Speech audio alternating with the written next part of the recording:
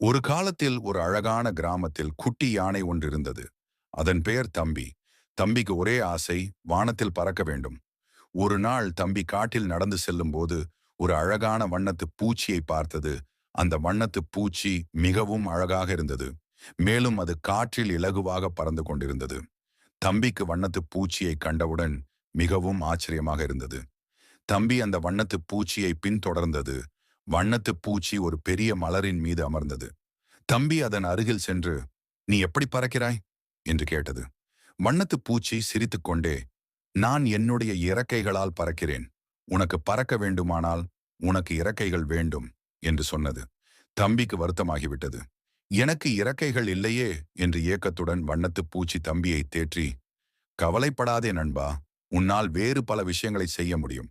உதாரணமாக, உனக்கு வலுவான கால்கள் இருக்கின்றன. அதனால் நீ வேகமாக ஓடலாம். உனக்கு ஒரு நீளமான தும்பிக்கை உள்ளது. அதனால் நீ மரங்களில் இருந்து பழங்களை எடுக்கலாம்" என்று கூறியது. வண்ணத்துப் பூச்சியின் வார்த்தைகளைக் கேட்டு தம்பிக்கு உற்சாகம் வந்தது.